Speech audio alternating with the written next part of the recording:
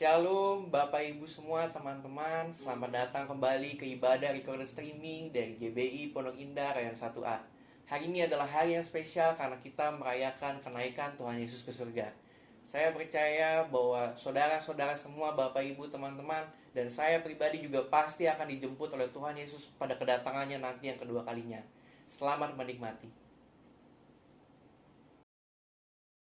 Mari sebelum kita masuk lebih dalam lagi ke dalam hadirat Tuhan, marilah kita bersatu hati berdoa terlebih dahulu. Tuhan Allah Bapa yang Maha Baik, pada hari ini kami datang ke hadirat-Mu Tuhan. Kami ingin melaksanakan ibadah pada hari ini Tuhan. Kiranya Kau sucikan, kuduskan masing-masing kami Tuhan, pribadi lepas pribadi, sehingga kami bisa layak di hadapan-Mu Tuhan. Sucikan dan kuduskan juga Tuhan ruangan yang kami pakai sebagai tempat untuk kami beribadah, sehingga Kau penuhi dengan Roh-Mu Tuhan, Kau penuhi dengan hadirat-Mu Tuhan. Kami bisa merasakan lebih dalam lagi hadirat-Mu Tuhan. Ya Tuhan, kami berdoa di dalam nama Tuhan Yesus, kiranya nama-Mu selalu dipuji dan disembah. Haleluya, puji Tuhan. Amin.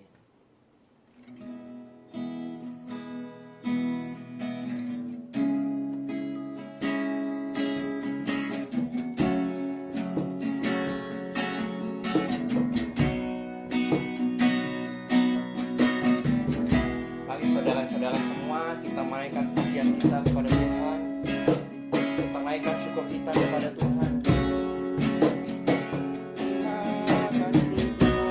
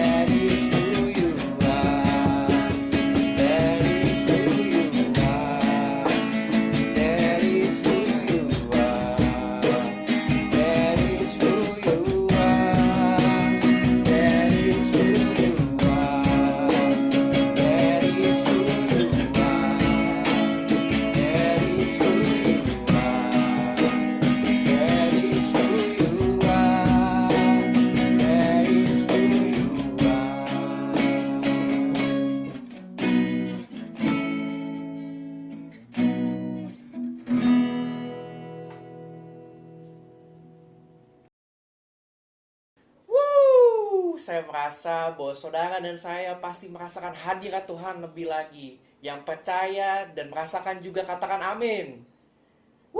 Tepuk tangan untuk Tuhan. Mari kita menaikkan pujian kita lebih lagi untuk Tuhan.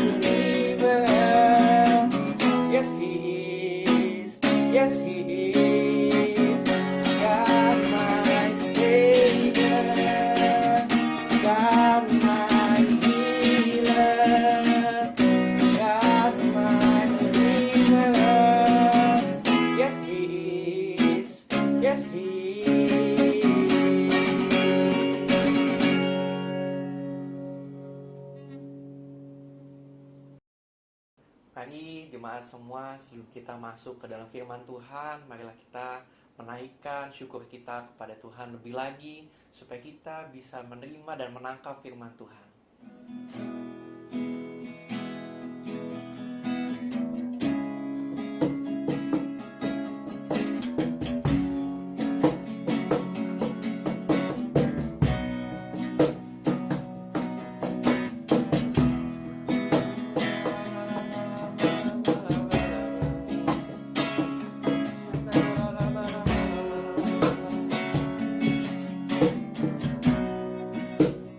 Holy Spirit,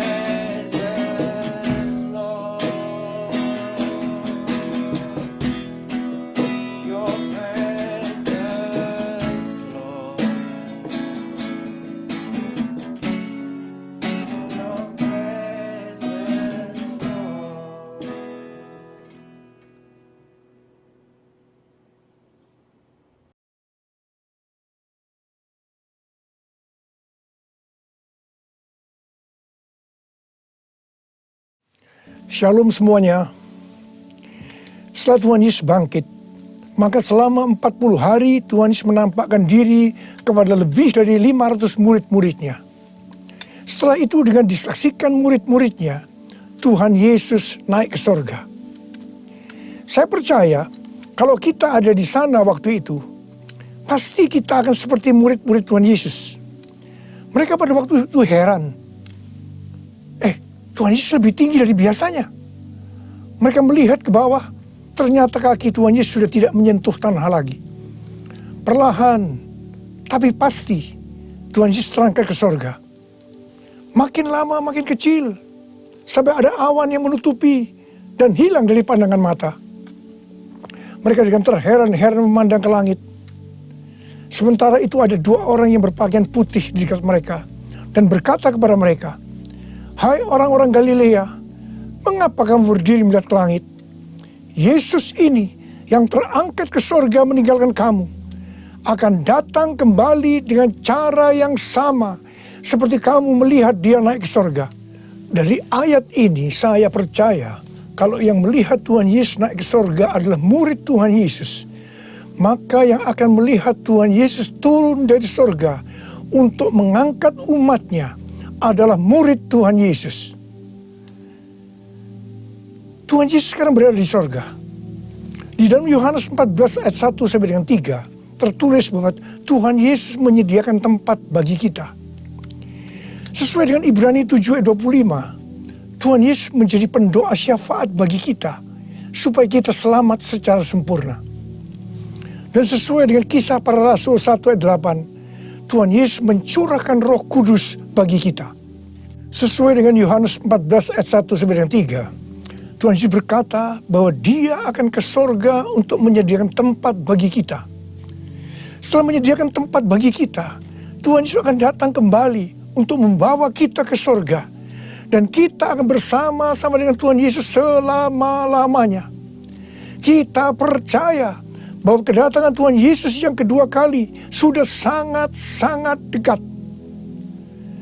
Tuhan Yesus berkata dalam Lukas 21 ayat 25 sampai dengan 28 bahwa salah satu tanda menjelang kedatangan Tuhan Yesus kembali adalah akan terjadi di mana orang akan mati ketakutan karena kecemasan berhubung dengan segala yang menimpa bumi ini.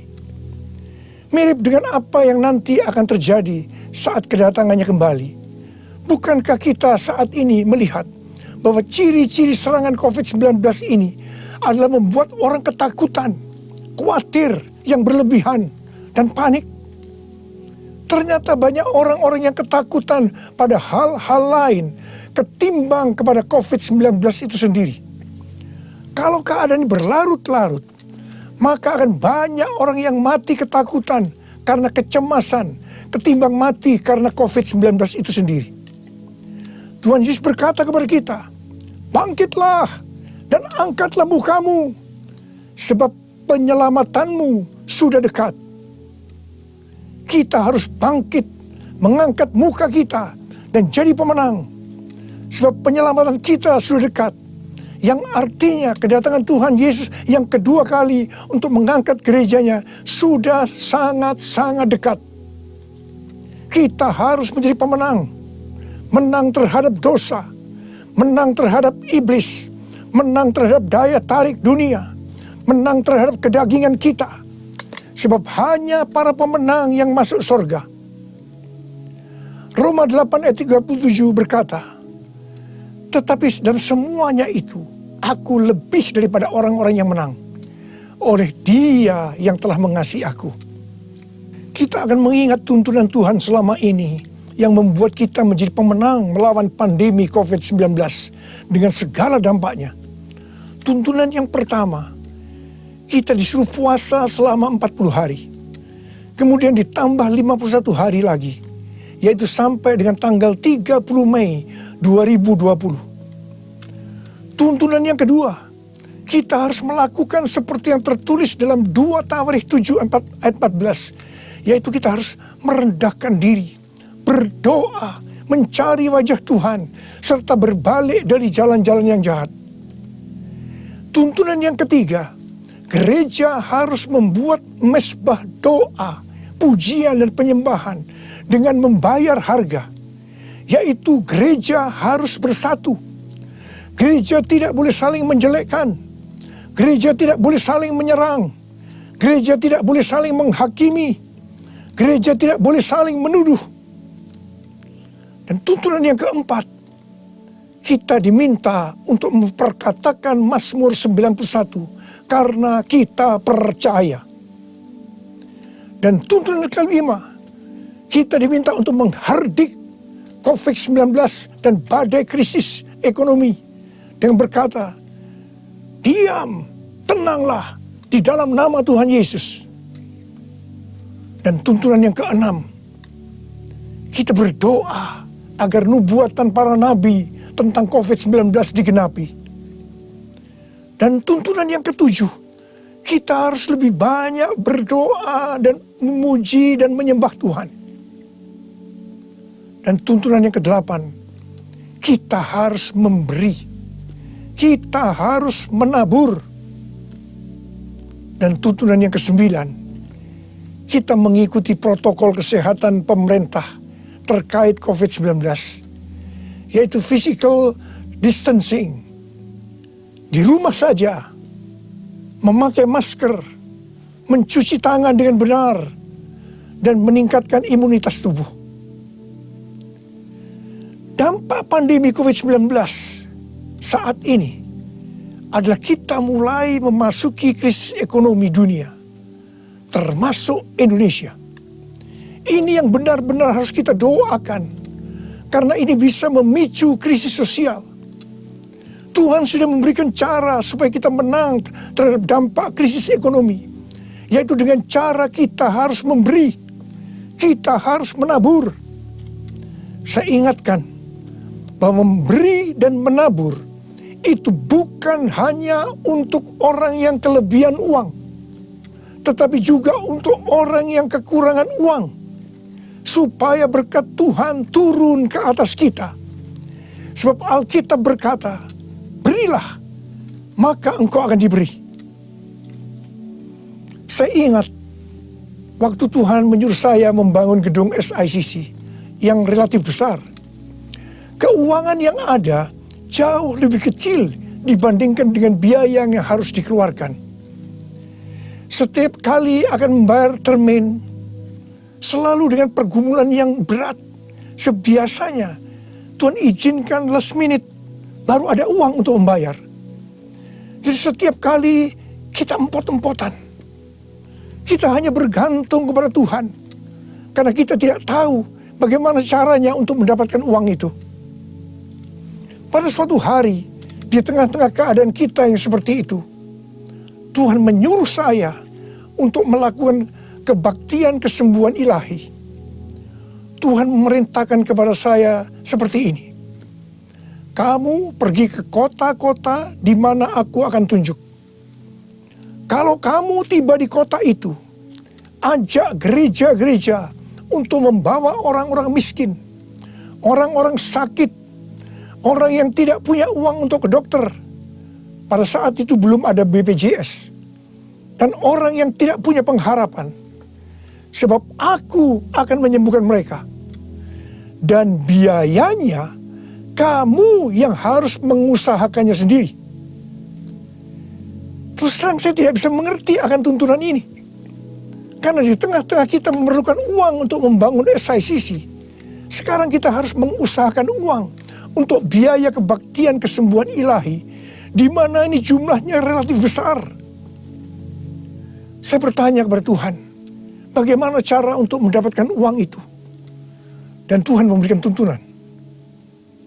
Tuntunan pertama, saya yang pertama-tama harus menabur. Seperti Daud waktu mempersiapkan pembangunan Bait Allah. Pertama-tama Daud sendiri secara pribadi yang menabur. Jadi pada waktu itu, saya merekam lagu-lagu saya dengan biaya sendiri. Dan hasil penjualan CD, semuanya saya serahkan untuk pembangunan SICC. Dan tuntunan yang kedua, Tuhan menyuruh saya untuk untuk mengumumkan kepada jemaat untuk menabur. Tuhan berkata, siapa yang menabur untuk SICC, aku akan memberkati bukan hanya secara materi saja, tetapi juga kesembuhan, pemulihan, mujizat, dan lain-lain. Ternyata ketika jemaat mulai menabur, mereka mengalami janji Tuhan. Mereka juga mulai bersaksi, dan makin banyak jemaat yang menabur. Jadi SICC ini dibangun tidak melalui penggalangan dana, tidak melalui pinjaman bank, dan sampai terakhir tidak ada hutang. Haleluya! Tuhan Yesus baik. Karena itu, mari saya mau mengajak saudara-saudara semua untuk kita menabur bagi mereka yang terdampak pandemi COVID-19 itu. Seperti yang tertulis dalam Amsal 14 ayat 21b yang berkata, berbahagialah orang yang menaruh belas kasihan kepada orang yang menderita.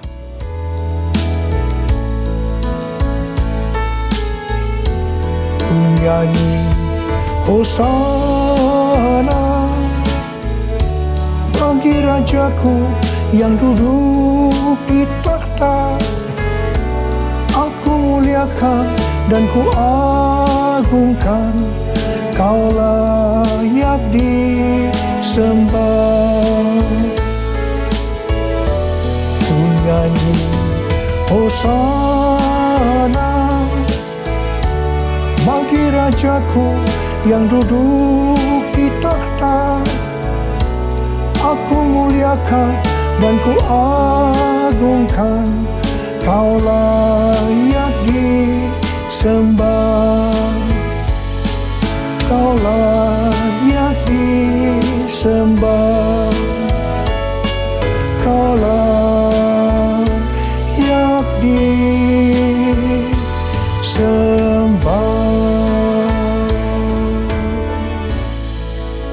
Ketika Tuhan Yesus akan naik ke sorga, Dia memberikan pesan yang terakhir kepada murid-muridnya. Ada berapa banyak murid Tuhan Yesus di tempat ini? Boleh angkat tangan. Berarti ini juga pesan buat kita semua. Katakan amin. Kisah Para Rasul 1 ayat 8 berkata, tetapi kamu akan menerima kuasa kalau Roh Kudus turun ke atas kamu. Dan kamu akan menjadi saksiku di Yerusalem dan di seluruh Yudea dan Samaria dan sampai ke ujung bumi. Untuk melakukan amanat agung Tuhan Yesus, maka kita harus menerima kuasa Roh Kudus. Jadi 10 hari setelah Tuhan Yesus berada di sorga, pada hari raya Pentakosta, Roh Kudus dicurahkan. Murid-murid Tuhan Yesus dipenuhi Roh Kudus dengan tanda awal berbahasa roh. Dan mereka melakukan amanat agung Tuhan Yesus. Ini yang Tuhan sebutkan sebagai Pentakosta pertama. Pentakosta pertama ini dahsyat. Mengapa?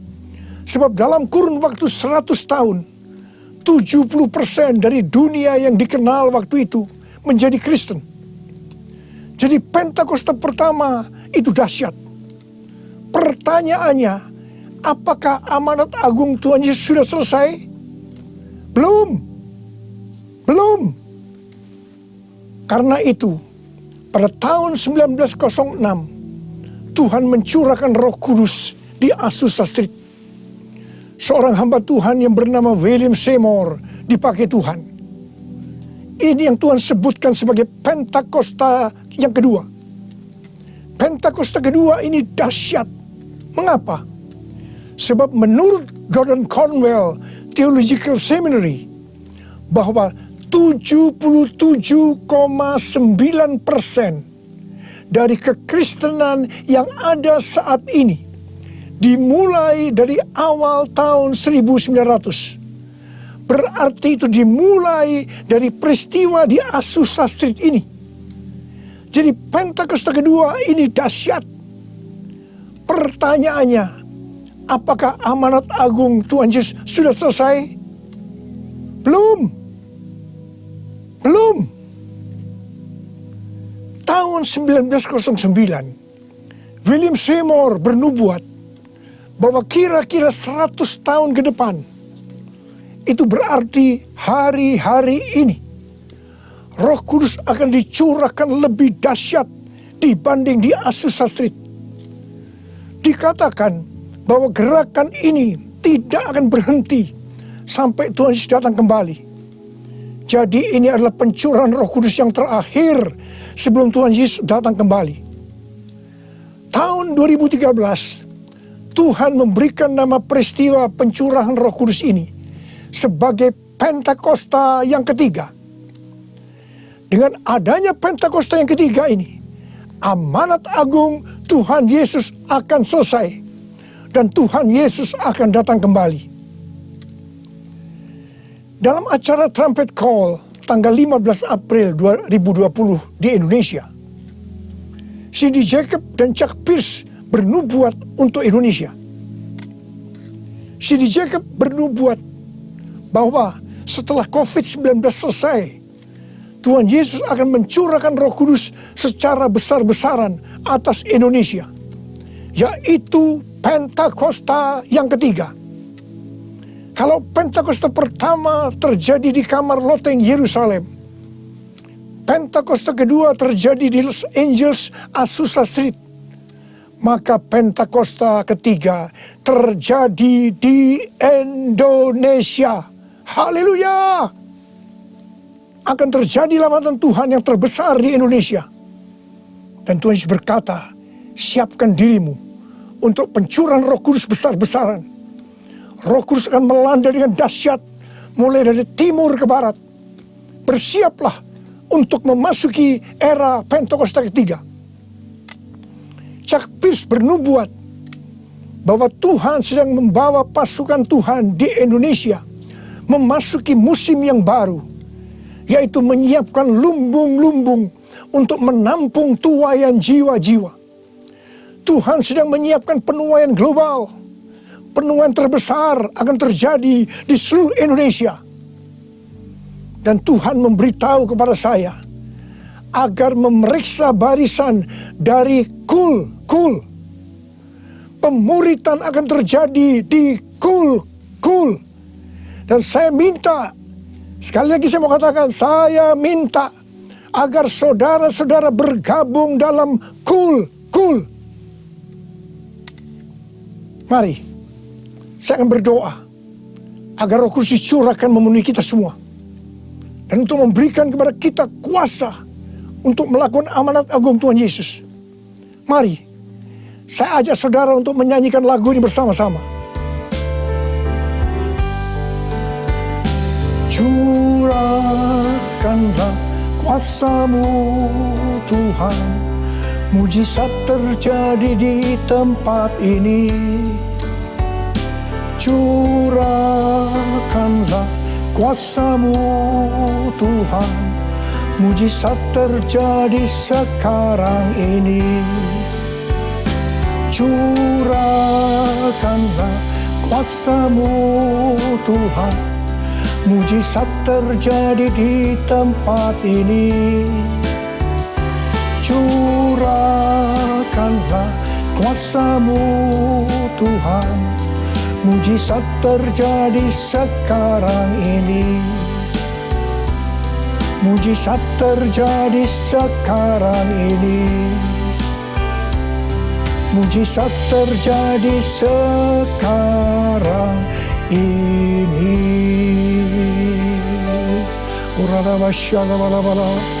Berbahasa roh. Berbahasa roh saat ini. Berbahasa roh dengan kuat. Berbahasa roh. Berbahasa roh.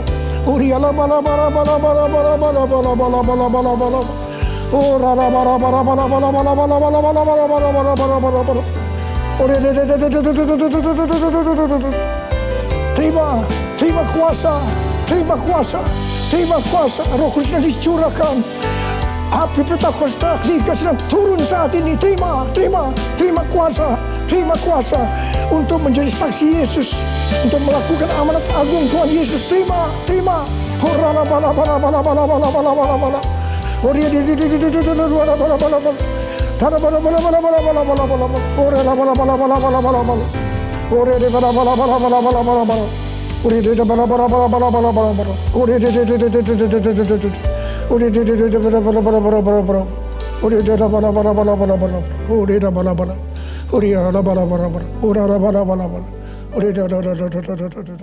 Saudara-saudara, kita akan masuk ke dalam perjamuan kudus.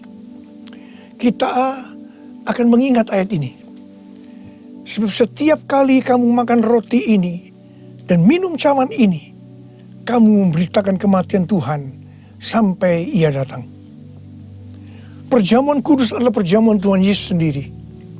Setiap kali kita masuk dalam perjamuan kudus, Tuhan Yesus selalu berkata, biarlah ini menjadi peringatan akan daku. Mari, arahkan hati saudara kepada kebaikan Tuhan. Kita akan mengingat kebaikan Tuhan. Mari, tundukkan kepala. Siapakah kami ini ya Tuhan? Sebelum kami mengenal Engkau, kami semua orang-orang berdosa. Upah dosa adalah maut, mati. Tapi Engkau yang tidak berdosa telah dijadikan dosa oleh karena kami. Engkau harus turun dari sorga mulia, mati ganti kami dengan penderitaan yang luar biasa. Sungguh kalau kami pikirkan ya Tuhan, betapa baiknya Engkau itu. Engkau jadikan kami sebagai anak-anak-Mu. Engkau tuntun kami, Engkau bela, Engkau lindungi, Engkau tegur kalau kami salah. Itu Engkau ya Aba, itu Engkau ya Tuhan. Saudara, Tuhan akan memberkati saudara melalui perjamuan kudus. Tapi Tuhan mau agar kita makan dan minum dengan cara yang benar. Karena itu masing-masing sekarang berdoa. Introspeksi. Lihat keadaan dirimu masing-masing. Jangan menyimpan dosa. Mari. Lihat keadaan diri saudara. Kalau ada dosa yang selama ini tidak pernah diselesaikan, ini saatnya kita selesaikan. Supaya saudara diberkati. Katakan, ampuni saya Tuhan. Ampuni saya Tuhan. Ampuni ya Tuhan. Bapa, kami akan masuk dalam perjamuan kudus dengan hati yang penuh ucapan syukur. Dalam nama Yesus kami berdoa. Amin. Mari angkat roti saudara di tangan kanan kita tinggi-tinggi. Sebab apa yang telah kuteruskan kepadamu telah aku terima dari Tuhan. Yaitu bahwa Tuhan Yesus pada waktu malam Ia diserahkan, mengambil roti. Dan sesudah itu Ia mengucap syukur atasnya. Dia memecah-mecahkannya dan berkata, inilah tubuhku yang diserahkan bagi kamu. Perbuatlah ini menjadi peringatan akan aku. Saudara kasih Tuhan, bukankah roti yang kita pecah-pecahkan ini adalah persekutuan kita dengan tubuh Kristus? Mari kita makan dalam nama Yesus.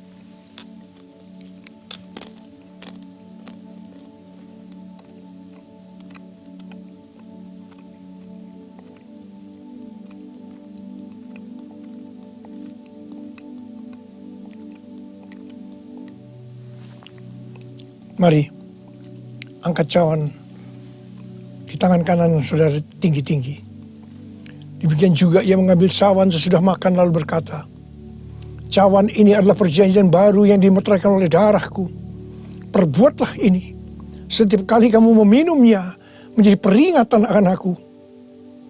Saudara kasih Tuhan, bukankah cawan pengucapan syukur yang atasnya kita ucapkan syukur adalah persekutuan kita dengan darah Yesus?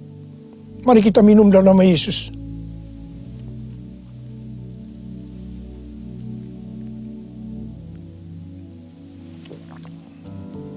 Oh Tuhan, terima kasih. Katakan terima kasih. Dengan suara, ucapkan terima kasih kepada Tuhan. Ucapkan terima kasih kepada Tuhan. Mari saudara, angkat tangan saudara. Oh rarabasya karabalabala. Tuhan terima kasih buat kebaikan Tuhan.